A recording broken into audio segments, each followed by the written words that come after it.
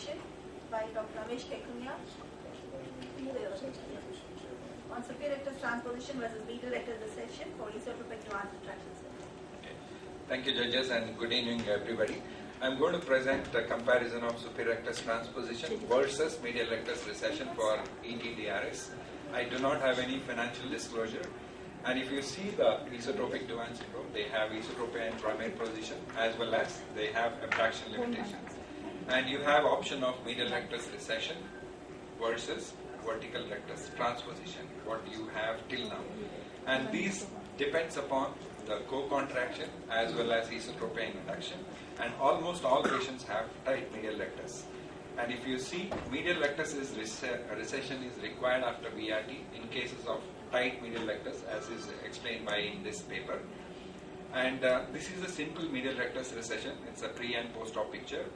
And what we wanted to compare is, this is first proposed by Johnston et al. And secondly by Dr. Hunter's group in Boston, where they found that SRT alone has similar results as compared to vertical rectus transposition. This is what we do as superior rectus transposition as well as foster augmentation to the lateral rectus. This is what is required for both Sixner palsy as well as Duane.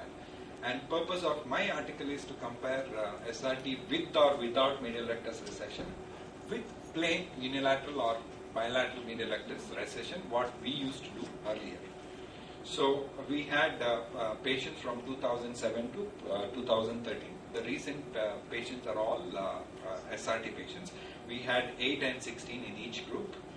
And this is a short surgical clip showing superior rectus transposition to the lateral rectus, where you can see that superior rectus is being cauterized and it's secured with the 6O vicrate. And once this is inserted, the lateral rectus muscle is hooked there and it's isolated, and superior rectus is sutured along the spiral of Tillov.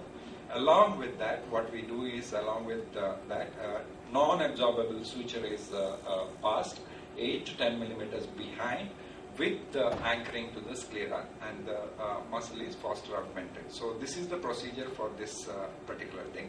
What we outcome measures were primary position alignment, abnormal head posture, and abduction limitation, which is improved after surgery. And anything less than 8 prism diopters of orthotopia or abnormal head posture less than 5 degrees were our success definition. And if you look at this table, pre-op esotropia, pre-op head posture, pre-op abduction was similar in both the groups. You can see the p-value is not very different. And these are some of the photographs of pre-op with face turn with esotropia, a large esotropia in the primary position with abduction limitation. And you can see the post-op picture, primary position is aligned, and you can see that abduction has improved significantly if you see on that picture.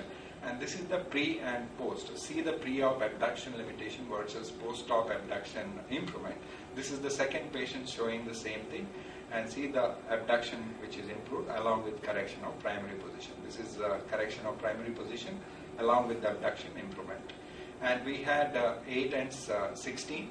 The average medial rectus recession performed was 3.5 to 6 millimeter. And if you, this is an important result. The first one is showing the SRT, and the second one is showing the success rate of medial rectus recession alone. You can see they are comparable. What is different is this chart showing the dotted line is for superior rectus recession transposition, and the bottom line, the straight continuous line, is for medial rectus. All 16 patients, all 8 patients. You can see that there are 2 points. Less than 18, we had many patients, and some of them even were at 0. So you can see the comparison. And you can see the pre and post abduction improvement, which is by 1.2 units between the 2 groups. So this is a significant finding what we saw. And the success rate and the confident intervals are more or less similar for alignment in the primary position as well as abnormal head posture. And the complication, we had the failure in terms of minimal adduction limitation in both the groups, and there were no induced vertical deviation. Small elevation limitation by 0.5 units was seen in one of the patients with superior rectus transposition group. No subjective torsion. And this is comparison with other study. You can see that more or less both have improvement. And Johnston et al. Is just an abstract in RO, and the other paper is published in JAMA. What is the strength of this paper is, this is the first study to compare these two modalities. Small numbers can be considered with respect to the rarity of this disease because it's a specific group, and if this study provides new information, there are limitations in terms of its retrospective, and binocular fields are not measured in all the patients, and objective torsion is not measured because the age group, if you compare between the two groups, it's 12 plus or minus 8 months in both the groups. So most of them are children. We could not measure the objective torsion. In conclusion, I would say that SRT to MRC are comparable in aligning the eyes. Superior rectus transposition significantly improves abduction in all the patients. It's an useful alternative to vertical rectus transposition. Thank you so much.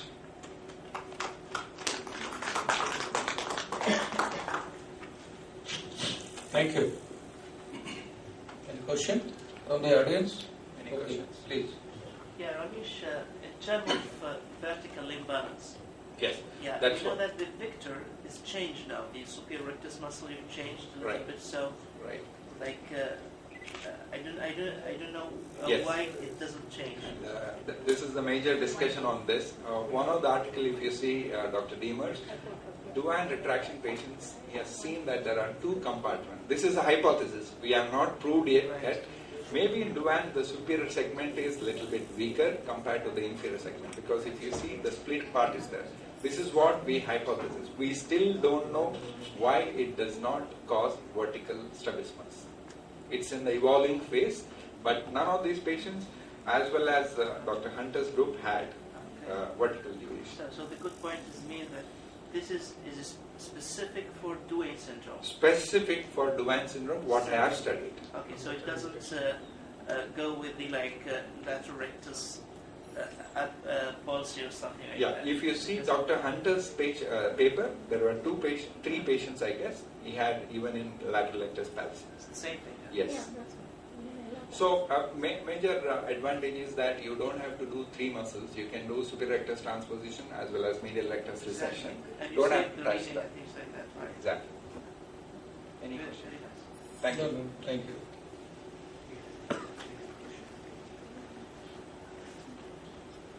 So coming to the next paper, that is a surgical strategy in the third nerve palsy with aberrant regeneration enhancing the aberrant power. Dr. Shweta. Good afternoon, respected faculty and my dear colleagues. I will be presenting a paper on surgical strategy in third nerve palsy with aberrant regeneration harnessing the aberrant power. There is no financial disclosure. So third nerve palsy is known for its mischievous innervation. The paradoxical patterns is produced because of the sprouting axons of medial rectus innervate the LPS muscle. And so the pseudo-von Graeff's phenomenon is seen in which the eye, when the eye is adducted, ptosis improves. So far, the review of literature is concerned, there is substantial literature for the correction of third nerve palsy, but there is positive literature for the correction of misinnervation. Though the fixation, posterior fixation sutures on the contralateral eye and the contralateral recession and resection has been described, but there is no literature illustrating the effect of these procedures in correction of exotropia as well as ptosis with or without vertical rectus surgery. And there is no case series available comparing effectiveness of different management strategies. Ours was a retrospective study of 5 patients with post-traumatic third nerve palsy with pseudo-von Graeff sign. They were analyzed for different surgical strategies and post-operative outcome over 1 year of period. This was the first patient. She presented with right eye ptosis with exotropia as well as hypotropia. There was improvement of ptosis on adduction. The MR was fully recovered, though there was superior rectus and inferior rectus under action. So it was a right third nerve palsy, but we did the left eye LR recession of around 9 mm and left eye SR recession of 5 mm, and she was aligned in the primary position with correction of ptosis. Now the question is, this is a pre-op and post-op comparison with improvement in primary position and correction of ptosis. Now the question is, what is the rationale of recessing the normal eye lateral rectus? So if you see here, when we weaken the good eye LR, then the weakened LR, the fixation duress of the good eye produces extra stimulus in the lateral rectus, and by the Herring's law, the medial rectus of the paretic eye gets extra innervation, and misinnervation goes to LPS and ptosis gets corrected. So we are using the fixation duress of the good eye in correcting exotropia as well as ptosis. Now what is the rationale of recessing the normal eye superior rectus? Now when we weaken the superior rectus of the good eye, it decreases the elevation, and the fixation duress again produces the, by Herring's law, the extra innervation to superior rectus. Mind it, this works only in case of paretic superior rectus. In cases of total paralysis of superior rectus, this won't work. But if you do superior rectus recession with or without Fadden, this will create comitance in our case. This was the second patient. We presented with ptosis as well as exotropia and hypotropia with correction of ptosis on adduction. We did a stage procedure in this patient. First, we did a right eye ablaze for a right eye third nerve palsy. We did a right eye FTT. It was tight, so we recessed the right eye lateral rectus 18 mm and the contralateral left eye SR recession of 5.5 mm. Since there was residual exo, so we operated again on the right eye medial rectus resection was done around 7 mm. In the second post-operative period, there was still residual exo, so we went ahead with the contralateral, that is good eye LR recession of around 15 mm, and we also added posterior fixation sutures on superior rectus and inferior rectus in the good eye, that is left eye. And post-operative, the patient ptosis also got corrected, exo and hypotropia also. This is the comparison of pre-op and post-op photograph with correction of both exotropia and ptosis. This is the third patient represented with ptosis as well as exo and hypo, and there was improvement of ptosis in the on adduction. We did a good eye LR recession of 15 mm and SR recession of 7 mm in the good eye along with Fadden, and we got good post correction. This is the third patient. In this patient, there was no hypotropia in the primary position, so we went ahead only with the RNR of the contralateral eye, and the ptosis improved as well as exotropia. This is the comparison of pre-op and post-op photograph. This is the chart of all the 5 patients. This is the comparison of pre-op and post-op deviation. This is the minus showing the pre-op yellow line, and the red line is the post-op correction which we achieved. This is the pre-op and post-op comparison of vertical deviation. This yellow line is pre-op and red line is post-op. We were able to correct the vertical deviation as well. This is the comparison of different surgical strategies. 2 patients underwent contralateral recession and resection, and 3 patients underwent contralateral LR recession and SR recession, with additional 2 patients SR Fadden. So all 5 patients were acquired cases, post-traumatic with exotropia and ptosis in primary position. None of the patients were able to fix with involved eye up in up or down gaze. There was improvement of ptosis on adduction in all patients. Mean deviation was exotropia of 30 degrees, and in 4 patients it had a hypotropia of 15 degrees in primary positions. So we utilized fixation duress of good eye to correct ptosis. Furthermore, Fadden on superior rectus and inferior rectus decreased incomitance in up and down gaze. Post-operatively, we achieved good surgical outcome with good alignment in with a mean of 10 present after exotropia and improved ptosis in primary position. So I will conclude by saying that we were able to harness the aberrant power, that is, we were able to correct the ptosis and squint together by fixation duress squint surgery alone. Individualization of case and FTT are key parameters. Utilizing the fixation duress of good eye to harness the aberrant power is our principle wherever possible, and surgery should always be staged depending on the amount of deviation, preferably with adjust.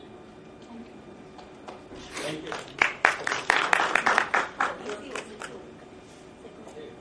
Convince the contralateral, sir.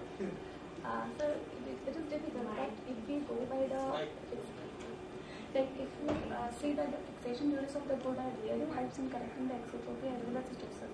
And the first goal we had also a little hesitant about this, but we were able, when we saw that it was correction, so we were happy with the result. The patient was happy, so we went ahead and we take more patients. But you need some senior person to convince, or you were convinced? No. Yeah, but in your 2 cases, I think there is still ptosis was there, not fully corrected. Second case. But anyway, I have seen it. The ptosis was not corrected properly. Yes, sir. But anyway, this is no doubt it's a well-known phenomenon, the innervational effect. Basically, to correct to increase the vibrational power of the muscles. But we also do in the 6 nerve palsy also, right? Yes. So anyway, this is good to apply in individual paralytic cases. Thank you. Just one question about ptosis. Was it fully corrected by that is only corrected the comatose and incomatose. It produced I comatose. mean the eyelid itself, Sorry? the ptosis.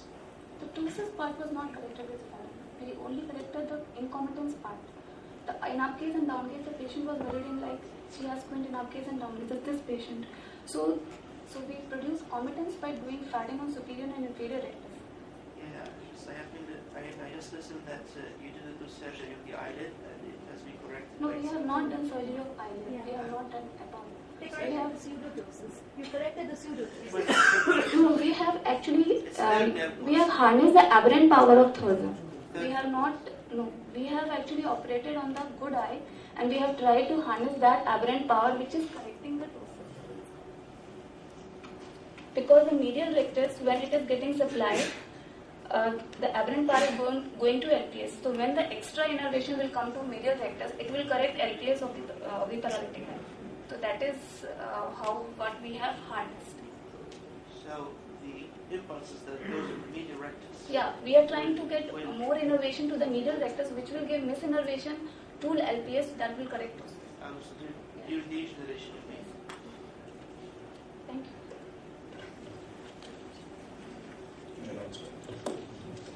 Now, paper 6, and this is anterior and nasal transposition of inferior oblique for superior oblique palsy. This is the one. Bhavna, Dr. Bhavna Khurana.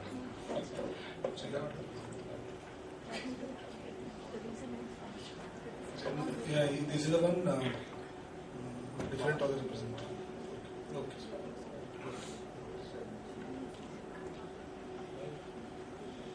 Good evening, everyone.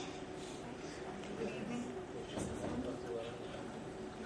I'll be presenting on anterior and nasal transposition of inferior oblique for congenital superior oblique palsy. I have no financial disclosures to be made. Anterior nasal transposition of inferior oblique is a relatively new procedure devised by Steger et al., reported to be useful in patients with severe or recurrent superior oblique palsies, as well as those with missing superior oblique tendons. In this process, the inferior oblique is transposed not only anteriorly, as in standard anterior transposition, but also nasal to the inferior rectus insertion. Traditionally, anterior transposition of inferior oblique has been used for inferior oblique overaction associated with superior oblique palsy and DVTs. A known complication associated with inferior oblique anteriorization is the anti-elevation syndrome, characterized by limitation in increased abduction and over-elevation of the contralateral inferior oblique. To understand the mechanics of ATIO, Steger postulated that the functional origin of the posterior temporal fibers of the IO muscle after ATIO is formed by the myoneural junction of the neurovascular bundle. Hence, the new insertion is temporal to the y-axis of FIC, anterior to the x-axis, and temporal to the z-axis. Now, Steger suggested placing the new IO insertion nasal to the inferior rectus insertion. This anterior and nasal transposition places the new insertion on the y torsional axis and anterior to the x-axis, which converts the IO from an elevator and extorter in adduction to an intorter and tonic depressor in adduction. The effects are more pronounced in upgaze owing to neurological activation of the IO in attempted upgaze and inhibition in downgaze. This procedure is effective in correcting over-elevation and under-depression in adduction, as well as excyclotorsion in downgaze.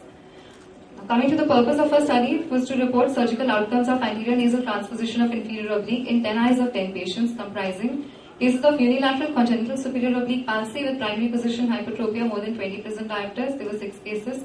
And cases of congenital superior oblique palsy whose prior inferior oblique weakening procedures had failed to produce optimum results with residual primary position hypertropia of 8 PD or more. There were 4 cases. 6 patients with diagnosis of congenital SOP and having primary position hypertropia of 20 PD or more were included, and 4 patients of congenital SOP having residual primary position hypertropia of 8 PD or more were included. Superior oblique palsy was diagnosed by hypertropia increasing in contralateral gaze and a positive head tilt on ipsilateral side. And V pattern of 15 present diopters or more was taken as significant in patients undergoing primary surgery. The deviation was studied in primary position at distance and near and side gazes and up and down gazes by prism alternate cover test. Torsion was evaluated subjectively by double Maddox rod test and objectively by fundus photography. An exaggerated force reduction test of obliques as described by Guyton was used to assess the tendon laxity in all cases. This is a representative photo of primary anterior nasal transposition of IO. This is the case of left superior oblique palsy with primary position hypertropia of more than 20 PD. And fundus photograph of the same patient showing grade 4 excyclotorsion. This is the pre-op photograph of a patient who had undergone IO weakening procedure earlier. He has a residual right hypertropia of 8 present diopters and a V pattern. This is a summary of the preoperative characteristics of the 10 patients. Exaggerated traction test was done in all cases and very lax tendons were found in all of them. Grade 4 plus laxity was found. Coming to the surgical methods, after isolating IO muscle on a hook, IO was deserted and reattached to sclera using double arm 6-0 Weichel suture with posterior temporal fibers attached 2 mm nasal and 2 mm posterior to the nasal extent of IR muscle insertion, and anterior fibers were attached 2 mm nasal to it and both ends were tied. This is a representative photograph showing result after the anterior nasal transposition of IO has been done. We can see the inferior rectus insertion has been moved nasally, 2 mm nasal and 2 mm posterior to the inferior rectus, nasal border of the inferior rectus insertion. Conjunctiva were closed by 8-0 Weichel sutures and force duction test was performed, and the results are evaluated for primary position deviation, anti-elevation syndrome, pattern strabismus and torsion at 12 weeks. Now, to summarize the preoperative characteristics of primary ATIO, the mean preoperative primary position hypertropia was 22 present diopters. V pattern was present in all, extortion of grade 2 to 4 according to guidance grading system was present in all, and exaggerated traction test 4 plus was present in all, showing very lax SO tendons. At 12 weeks follow-up of the patients that had undergone primary ANTIO, the primary position hypertropia was corrected by 18 to 24 present diopters, extortion grade 1 to 2 on fundus photography was found, V pattern improved in all, no A pattern strabismus was induced, and ipsilateral hypertropia and abduction of 2 PD and 6 PD was induced in 2 patients. This is a post-op photo of the same patient. Post-op fundus photograph showing the extortion which was ameliorated by this procedure. In the resurgery group, IO weakening procedure had been done previously, and at 12 weeks follow-up, the primary position hypertropia improved by 6 to 8 present diopters, inferior oblique overaction improved, and no anti-elevation syndrome was induced. This is a post-op photograph of a patient who had undergone secondary ANTIO for residual primary position hypertropia. Coming to the discussion, the action of inferior oblique in primary position is elevation and extortion. Steger proposed that the functional origin of posterior temporal fibers of IO muscle after anteriorization is located where the neurovascular bundle attaches to the muscle, leading to depression, extorsion and abduction of the globe on IO contraction. Anterior nasal transposition places IO nasal to the y-axis and anterior to x-axis, thus causing the globe to intort and adduct on contraction and transforming the muscle into a tonic depressor and anti-elevator. ANT has earlier been largely used by the author in large DVDs and seems to be an excellent procedure even in comitant DVD. Primary inferior oblique overaction, as studied by Steger, has been seen to be another situation where it may prove to be useful. Drawback being it may limit elevation more pronounced in upgaze, which may lead to esotropia and torsion in upgaze. To conclude, our results show that ANT can be performed successfully for congenital unilateral superior oblique palsy with very lax tendon, having primary position hypertropia up to 20 PD with significant extorsion in V pattern. It may offer an alternative to superior oblique tucks, which may have high complication rates. In some cases, it may not be possible to perform them due to absent or very lax SO tendons and congenital superior oblique palsy. Also, tuck effect is known to wane with time. ANT can be used successfully without inducing much unwanted effects other than mild hypertropia of the opposite eye and upgaze. With some limitation of elevation, nevertheless, may be noticed in both unilateral and bilateral cases. And in resurgeries, ANT works quite well and simple to perform without any untoward consequences.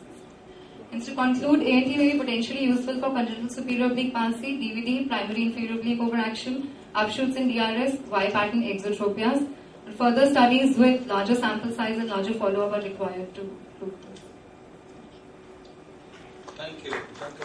Nice presentation, but there are so many queries. I think people will like to ask. Let me know all the cases of hypertropia with the residual. I mean, just after surgery, you are telling the post-surgical. 4 cases were residuals. Okay. Have you done the FDT in all those cases? Yes, sir. What was the finding of the FDT? It was the IO tightening or what? So, one finding which was common with all was excessive superior oblique laxity. No, FDT was not positive for the inferior oblique? No, sir. It was not the inverse Brown? No, sir. Okay. So, what I mean to say, you have taken care of superior oblique by putting the inferior oblique extremely, just medial to the inferior rectus, right? So, just to cure the one paralytic muscle, you are paralyzing the other muscle. What about the action taken by the inferior oblique? This is a simple question. Can you answer it? Was there any complication also? So some limitation Specifically to the line of action of the inferior oblique and what happened with that. So there was some limitation in abduction, which was seen in 2 cases. Limitation elevation in and abduction. Okay. Limitation in elevation in adduction position, Yes. adductor positions. So was there any problem to the patient also? Well, it is a congenital case. We have taken congenital. Yes, sir. So they had a large. So as such patient had no problem. Yes. What was the advantage of the laser over the normal ATIO that one does? It takes care, the ATIO, according to the mechanics, it places the new insertion is temporal to the Y torsional axis, and this is placing the insertion on. So it takes care of the torsional component, and the IO then acts as a depressor and an intortor. Whereas in ATIO, it is a depressor and an extorter because of the position in relation to the Y axis.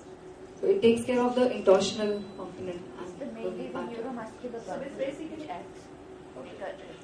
Actually, there is a lot of procedure which I will describe to come up with this thing. Have you compared with the findings of the Kastenbaum procedure?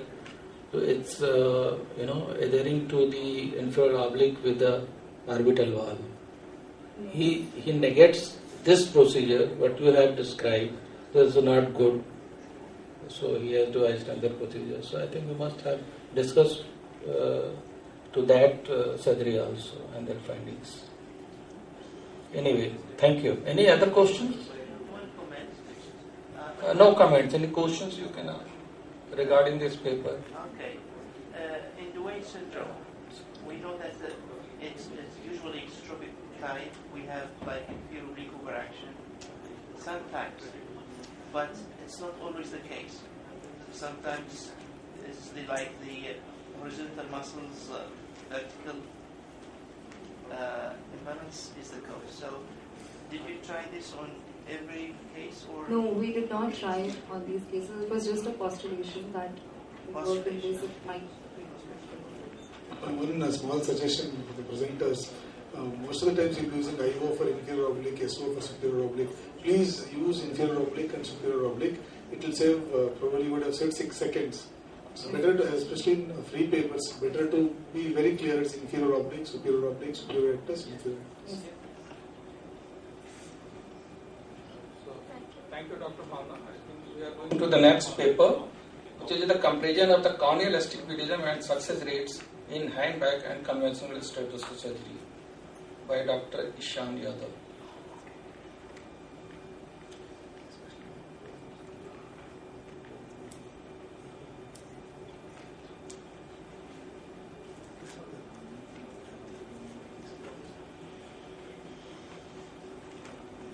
As well as the amount of corneal astigmatism by both these procedures. Okay. Very good evening. I'm going to present a paper on comparison of surgical success rates and amount of corneal astigmatism induced by hangback and conventional muscle recession surgeries for horizontal strabismus. There are no financial disclosures to be made by any of the authors. As we know that surgical procedures involving recession and dissections of involved muscles is an acceptable treatment option for correcting ocular deviations. But as with all muscular surgeries, conventional recession comes with certain complications, the more common and worrisome of which is globe perforation, the incidence of which is reported to be around 0.5%, and it is also a relatively lengthy procedure which in turn increases the exposure to anesthesia. And another significant disadvantage of this procedure is higher amount of surgically induced astigmatism, which can lead to impaired vision in immediate post-operative period, which can lead to delayed visual rehabilitation. So as an alternative to all this, as all these complications were more prominent in younger patients, an effective alternative was given by Guyton-Repka, which was called as hangback or suspension recession, in which the muscle is suspended with an absorbable suture to its original site of insertion. But there are certain limitations as stated by Repka and Guyton, that the amount of recession which can be achieved, the unpredictability of this procedure, especially in large angle deviations, and possibility of new deviations. So our objective of this study is to compare the surgical success rates and changes in average keratometric readings in both the techniques, even in large angle deviations.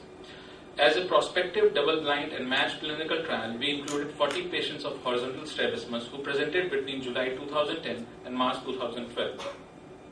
after excluding all the patients with neurological anomalies, concomitant strabismus, previous strabismus surgery, nystagmus, eccentric fixation, vertical deviations of more than 5 prism diopters, any corneal condition precluding keratometry, all the remaining patients were randomized into 2 groups by computer-generated random number tables. All the patients undergone following assessments pre-operatively and on every follow-up visit. The best corrected visual acuity using Snellen's chart, retinoscopy under cycloplasia, keratometry using manual and automated keratometers, presence and severity of amblyopia. Ocular movements and amount of deviation was measured for both near as well as distance using prism and alternate cover test. The post-op visits were paid at day 1, day 7 and monthly till a minimum of 6 months duration. Coming to the surgical details, all surgeries were performed by single surgeon under similar clinical and surgical settings. The amount of muscle recession and resections were performed were measured from the original muscle insertion site. Parkes table was used as a reference for conventional method and Repka and Guyton table for hangback recession, and all patients with amblyopia were given a trial of occlusion therapy pre-operatively. To record the surgeon's comfort level during each surgery, a visual analog scale was devised based on 3 different criteria: exposure of surgical area, ease of passing suture, and overall comfort of surgeon during surgery. Coming to the statistical analysis, t-test was done for independent samples were used to compare continuous parameters, and paired sample t-test and chi-square analysis were also done. Comparing the pre-operative data in both the groups, as we can see in both the groups there are equal number of patients, and the mean age at surgery in both the groups is statistically not significant. The number of amblyopia patients in both the groups is also similar. This is the operative details in both the groups. As we can see, the amount of MR recession and LAR recession done in both the groups for EZO and EXO deviation is statistically non-significant. But there are few patients which required a simultaneous muscle resection. So for all those patients who required a muscle resection, the amount of muscle resection was also kept statistically comparable in both the groups. This is the post-operative and pre-operative deviations and success rate of both the procedures. As we can see here, that the pre-operative deviations in exo deviations in conventional group is 51 prism diopter pre-operatively, which comes down to 9.5 prism diopters, and in hangback group it's come down from 45 prism diopter pre-operatively to 7.2 prism diopters post-operatively. So this was statistically insignificant if compared to the hangback group. And as far as the surgical success rates are concerned, it was 75% in conventional group when compared to 60% in hangback group among exo deviations, with a p-value of more than 0.05. And in exo deviations, it was also statistically non-significant. Comparing the mean duration of the surgery, the mean duration of surgery was around 5 minutes less in the hangback group, which was statistically significant. The mean visual analog score was statistically significantly higher in hangback groups, and mean changes in average keratometric readings was when found in conventional group was 0.675 diopters, while in hangback group it was 0.427. And now, after comparing the difference between these two groups, this difference was found to be statistically significant with a p-value of less than 0.05. So to conclude, I can say that surgical success rates of both the conventional and hangback procedures were statistically similar, with mean changes of average keratometric readings were significantly smaller in hangback procedure, and hangback technique significantly decreases the total duration of surgery with an overall improvement of surgeon's comfort score. These are few pre-operative and post-operative pictures. Thank you. After your paper, are you doing all the surgeries by hangback or? Sir, especially for the inexperienced surgeons and for younger patients, the hangback procedure is preferred. You recommend everybody to do hangback recession surgeries? Not everybody, but if you suppose that there is some risk in the conventional. You said the result is same, and surgical time is reduced, surgeon's tension is reduced, and keratometry is better. So then you should recommend all the patients should undergo hangback recession. No? So especially in all those patients who require a maximal or supramaximal recession, hangback is a preferred approach. Supramaximal what? A recession. How much? if it is 9 millimeter or more than 9. Then you can do the handbag. Yes. So you should know the drawback of the handbag. What is the drawback of the handbag? I think this is a paper, so we are not going to pull the and all that. Any specific question you would like to? You told the amblyopia, pre-operative amblyopia, this one. I think even in the pre-operative, you must include those patients who are already treated, amblyopia treated, 1 to 1, right? All the criteria you must fulfill. Then you can include those cases into your study, rather than amblyopia, this one treated, and we do not know the post just before surgery whether they have been treated successfully or not. Because this is very much related with the visual acuity and the refractive errors, what's why we have told. I told you there is no effect of surgery at all on the corneal, on the cornea regarding its curvature and all that. Though there is a lot of literature, the literature is full of the effect of these muscles surgeries. It's affecting the corneal curvature. That's why it changes in the keratometric readings preoperatively. But we do not know. What is the significance? By the way, if it occurred, do you know the Basically, sir, for visual rehabilitation, as we are doing these surgeries in younger patients. So, if there is higher amount of younger means what? Younger means what? 3 years or 4 years before reaching their full visual development. Yes, sir. In the period of amblyogenic period. So that's why I'm saying, your amblyopia has not yet been treated, and you have included those cases into your study. So that's what after minimum, if any patient found with amblyopia. And whatever the changes has been occurred in your cases, how much time does it take to neutralize this? I mean, usually it neutralizes by 6 months of period. 6 months is too much, So it gradually decreases from. No, beta, 2 months is too much. 1.5 months too much. It's reverse within 1 or 2 days, maximum 3 days. There are very few cases which persist and they don't revert back, right? If it's revert back within 1 or 2 days or 3 days. That's all maximum, right? Thank you. Next. We call upon the next paper, the Chief Ramesh Puri, Dr. Ramesh Puri on loop myopexy for myopic strabismus fixus. Now, myopic strabismus fixus is also called as the heavy eye syndrome, and it happens in patients who have refractive errors since childhood, especially in the high myopes. Strabismus is noted at the end of the first decade and it becomes stable at the end of the second decade, and there is slow progressive development of esotropia and hypotropia. So the various causes which have been proposed include myositis, fibrosis, compression of the lateral rectus fibers, limited space in the orbit, and displacement of the lateral rectus. But possibly one of the most important theories is the downward movement of the lateral rectus and the medial movement of the superior rectus, and similarly herniation of the globe superiotemporally in these myopic patients because of the limited orbital space. In the management techniques, different techniques have been described, including lateral rectus recession, medial rectus disinsertion, transpositions. But the one surgery which has stood the test of time is the Yokoyama's loop myopexy.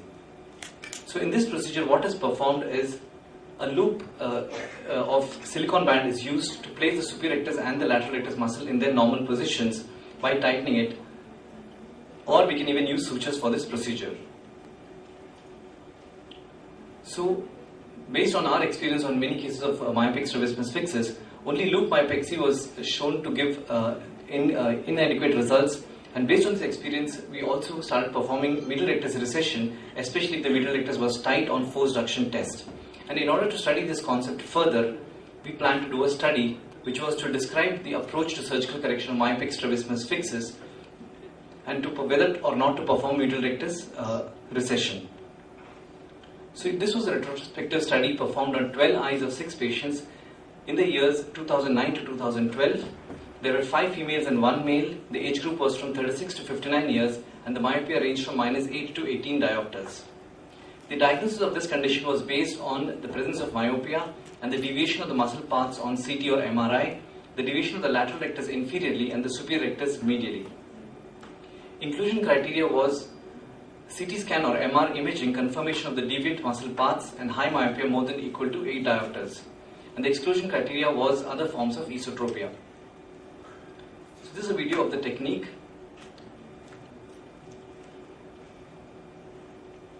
So this is what happens in myopic strabismus fixes. The superior rectus moves medially and the lateral rectus downwards. So in these cases, what is performed is hooking of the lateral and the superior rectus muscles, and then a 240 silicone band is passed underneath these muscles, and then through a sleeve, and this entire band is placed around 15 millimeters from the limbus. We can pass an additional suture around this sleeve to ensure that the band does not slip. And then this is covered under the Tenon's capsule and the conjunctiva is closed over it.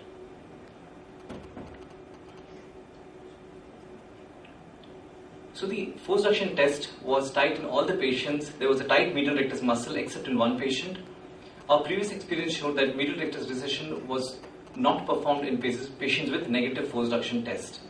And in our patients, we had performed medial rectus recession about 1 millimeters less than conventional recessions. So if you look at the results, we had predominantly females who were middle-aged with myopia ranging from -8 to -18 diopters. The esotropia preoperatively was 25 to 90 prism diopters, and the hypotropia was 20 to 30 prism diopters preoperatively, and all these patients ended up having some amount of residual esotropia. So these are one of the patients who has undergone a loop myopexy along with medial rectus recession, a second patient with the same procedure. So in our discussion, we noted that our premise about medial rectus recession appeared to be correct. If the force reduction test is positive, a medial rectus recession is definitely needed in patients with myopic strabismus fixus. We had patients with residual esotropia because we performed less than conventional recession, because we thought the loop myopexy itself was going to correct the esotropia. So this is what would have been performed in conventional recession. So if you look at patient number 1, where the esotropia was 40 prisms, we performed only 4 millimeters of recession, while conventionally possibly one would have performed 5 millimeters of medial rectus recession. So in patients in whom small esotropia was present and the force reduction test was negative, no medial rectus recession was needed. Conventional numbers should be followed for medial rectus recession even when we are performing a loop myopexy. Loop myopexy as a procedure does not have any significant complications except congestion and mild inflammation. The advantages are that it is easy, reversible, there is no ciliary vessel damage. There is minimal tissue dissection and it improves the quality of life of the patients.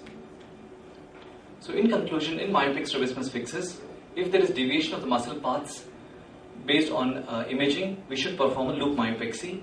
If the deviation is more than 25 prism diopters with tight medial rectus muscles on force reduction test, we should perform medial rectus recession and follow the conventional tables, and the surgery is rewarding. Thank you.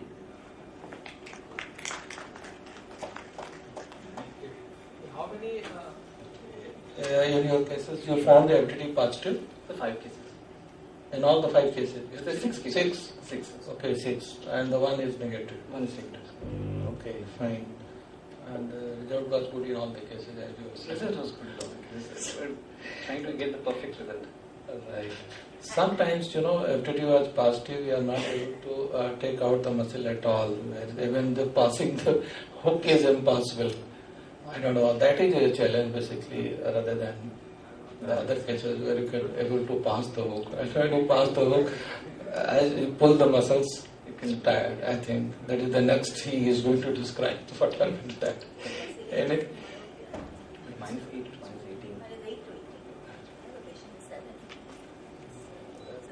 So possibly we see less number of these patients because we are Indian thanks population. to better the purpose. Wonderful that we have a good result. But anyway, thank you very much. I would like to ask a question. Please. You said you had put the band 15 millimeters from the limbus or from the muscle itself? Limbus, ma'am.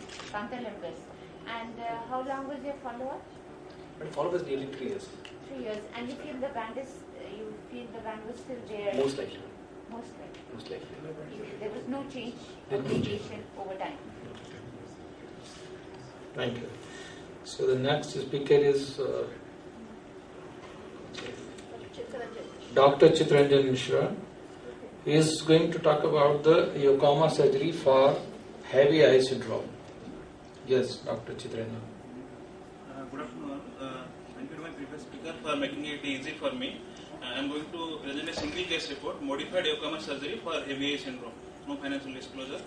A 65-year-old lady presented with a gradual progressive inward deviation of both eye for past 6 years. History of defective vision in both eyes since childhood was there. Both eyes, some ocular surgery was done few years back. However, no details was available at that time. This is the clinical picture. No history of systemic illness like thyroid, collagen vascular disease, diabetes, or hypertension. Vision in right eye was not recordable. Vision in left eye was finger counting with large face turn and great difficulty. Hospital test, both eye large angle esotropia, severe limitation of all gauges with eyes fixed in adduction. Post adduction test was positive for abduction in both eye, and fourth generation test showed moderate LR curve. Slit lamp examination did not reveal any conjunctival scarring. However, left eye cornea and PCI were partially seen, indicating some cataract surgery was done. Detailed slit lamp examination or other orthoptic or fundoscopy or examination are not feasible at that moment. Ultrasound B scan did not reveal any gross portrait segment abnormality. This is the preoperative 9-gauge photo of the patient. Looks like a copy paste of one another. There is a limitation of movement in all 9 gauges. So with this clinical picture, we came to a differential diagnosis of might be bilateral six-nerve palsy, might be Graves' ophthalmopathy, the great mimicker of false squint entities, might be convergence spasm. However, it is short-lived. And divergence palsy comes with other CNS abnormalities.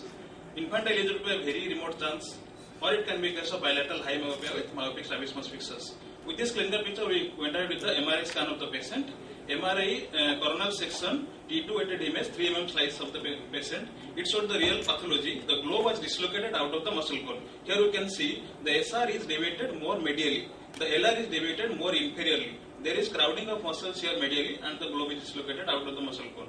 The similar picture in the other eye. This is the more clear view, 3D reconstruction from MRI. The super rectus we can see, instead of being like this, it's more medially deviated. Lateral rectus, the vector force is more inferiorly deviated. Here comes a term called measuring angle of dislocation of the globe. This is angle defined by 3 points, like centroid of the super rectus, centroid of the globe, and centroid of the lateral rectus. When it is more than 180 degree, then it is definitely myopic strabismus fixus heavy eye syndrome. So some light and progressive esotropia caused by high myopia. Presence of high myopia with axial length sometimes greater than 30, abduction and elevation are limited, and FDT is positive and leads to esotropic fixus in some cases. So we came to a diagnosis of acquired large angle esotropia with globe dislocation known as heavy eye syndrome. After physician clearance and broad investigation, we took the patient for surgery. First left eye was operated. Here you can see FDT, Fortson test is positive for abduction. The medial rectus was very thin and friable, we can see here. Extreme caution was taken, however, the muscle gave way in between, also known as cooled into syndrome. Here you can see the lateral rectus indicated by the yellow arrow, it is more inferiorly deviated. You see the inferior rectus, both of them looking almost parallel. This is the superior rectus more medially deviated. This animation shows that the muscle split was done starting from point of insertion till past equator.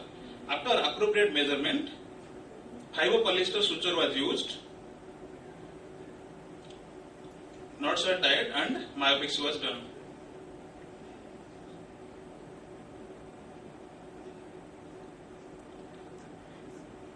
So here you can see this is the preoperative photograph, post-operative after the left eye surgery. After 4 months of the left eye surgery, right eye was operated, and this is the post-operative photograph. 9-gauge post-operative showing significant improvement in movement. We can think of the preoperative photo. And visual acuity in right eye was 6/18 with +1 diopter spherical only, in spite of being an aphakic eye. Here we can see some vitreous stands in the pupillary area, and a PI was done. So this is aphakic eye. And left eye vision was 6/12 best corrected. Fundus both eye was highly heavy, like myopic fundus picture was there. Axial length right eye was 32.12 mm and left eye was 32.04 mm. So this high myopia, due to this high myopia with +1 only, the vision was 6/18. There was no evidence of any anterior segment ischemia. The surgical procedure done was longitudinal splitting of lateral rectus and superior rectus, and union of lateral half of the superior rectus and superior half of the lateral rectus muscle bellies with scleral fixation, also known as modified diaphragm surgery. Other possible surgical procedures explained in literature are recession or tenotomy of the medial rectus, loop myopexy of lateral rectus and superior rectus, Yamada's procedure, and diaphragm procedure. So the variables to evaluate the results of the surgery are angle of ocular deviation, maximum angle of abduction, and angle of dislocation of the globe, 3 of which was improved in our case. In conclusion, In case of progressive large angle iliac deviation, the mechanism, that is the globe dislocation out of the muscle cone, should be addressed, and MRI is the diagnostic modality. A surgical procedure to bind the superior and lateral rectus muscle was effective, and it worked by restoring the dislocated eyeball back into the muscle cone. Recession and resection is not the solution for all esotropia. The take-home message is modified Yakama surgery is recommended for heavy eye syndrome with globe dislocation, and caution should be taken if medial rectus is tight and fragile. And obviously these two photos. These are my references. Thank you. Thank you. Thank you. I mean, very impressive sort of presentation. But I am afraid that can't you give the credit to the loss of the medial rectus which abruptly have gone? I say other than your modified Yakama procedure. So I think you should also give the credit to that. Sir, only MR recession also has been described, but muscle loss was not described. Anyway, other eye also we did a tenotomy. That might help you. That might help a lot in that direction.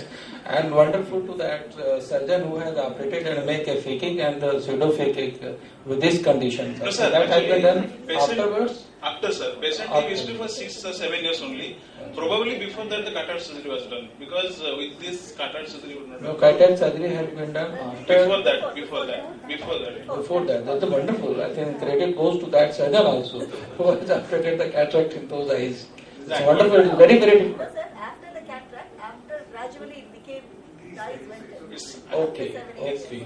So blame goes to the cataract surgeon rather than credit. I doubt whether you had that previous photograph and put it as post-op. No, sir. No. Wonderful. Wonderful. I think wonderful question. I don't know. I'm afraid. Thank you. Thank you, Dr. Masha. Thank you. Excuse me, sir. What was the reason to split the superior rectus and lateral rectus when all the superior rectus was shifted nasally and lateral rectus was shifted? Yes, this is an interesting question. Actually, when you saw the literature, this was for anti-segment ischemia only. Because by taking the whole muscle, some studies say that you are strangulating the arteries. So chance of anti-segment ischemia will be more. But however, some authors have told that if you split it and if you take care of the vessel, then the chance of ischemia will be less. And if you are making a scleral fixation, then in addition the chance of dislocation of the suture is less. So the chance of recurrence will be less. So that's why it's different from Yakama, because Yakama surgery he has taken the full muscle and he has not scleral fixated. However, other surgeons, in fact one surgeon, he did in the first eye and after the recurrence was there, in the other eye he has done the scleral fixation. So this is actually, this is the modification in that. Are you clear?